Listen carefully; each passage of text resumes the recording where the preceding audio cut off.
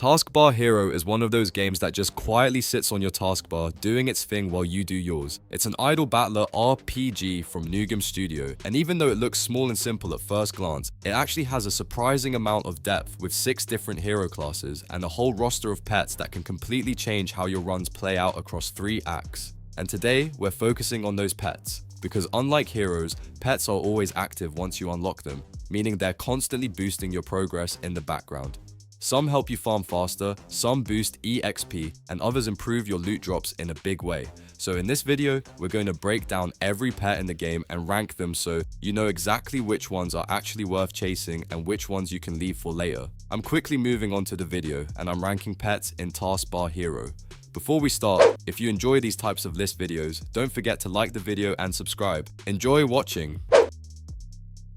The pets in this tier are, in order from top left to bottom right, Blue Golem and Butterfly. Now this is where your pet choices start feeling less like power spikes and more like uncomfortable compromises you keep convincing yourself are strategic. Butterfly is basically that shiny option that looks way better on paper than it feels in actual runs. You get a flat 10% gold per kill bonus, which sounds like a nice steady income boost while you are clearing waves. In theory, it supports long-term scaling and helps you snowball your economy if the run goes well.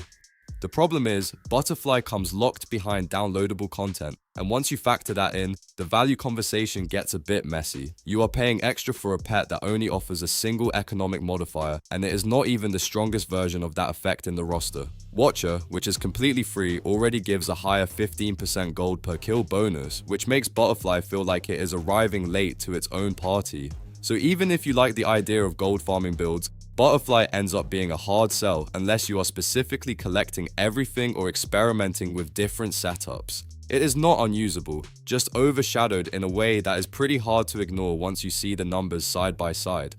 Then we move into Blue Golem, which on the surface looks like a solid early progression tool. It increases common chest drop chance by 15%, which should, in theory, translate into faster gearing and smoother early game progression while you are still building your core setup.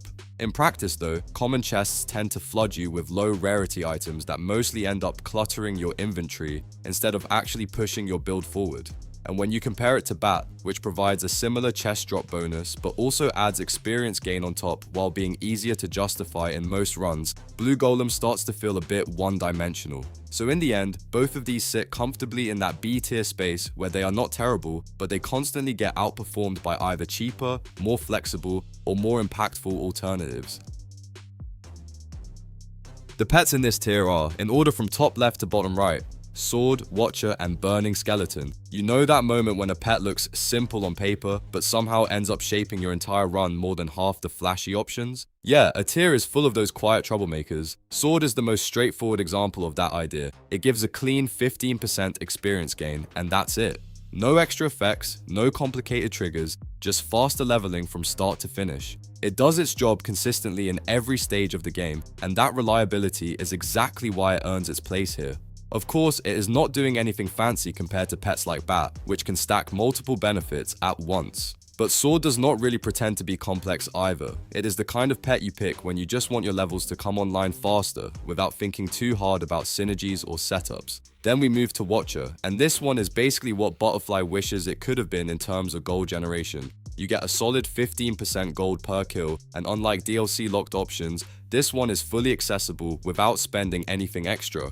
That already puts it in a much healthier spot in most builds. Gold gain in Taskbar Hero scales in a way that feels subtle at first, but Watcher keeps feeding that economy steadily as you progress. Even though gold value naturally loses a bit of impact in the very late game, early and mid-run consistency is where Watcher really earns its keep, especially when compared to weaker alternatives that try to do the same job. Now, Burning Skeleton sits in a slightly different lane, focusing on stage boss chest drop chance with a 10% increase. On paper, that might not sound dramatic, but boss chests are where a lot of your meaningful progression spikes actually come from, especially when you are hunting key upgrades. It also exists in that awkward comparison space with Dark Spirit, which slightly outperforms it at 15%. That 5% difference might seem small, but over a long series of boss fights, it becomes noticeable enough that you start thinking about optimization rather than just raw drop farming.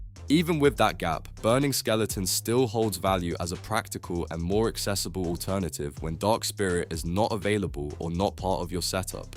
It does not completely redefine your run, but it quietly improves it in a way you can consistently feel over time. So overall, a tier pets are not about flashy mechanics or game-breaking effects. They are about dependable value that fits into almost any build without forcing you to rethink your entire strategy. And once you start stacking that kind of reliability across your team, you realize A tier is basically where safe choices quietly turn into smart choices.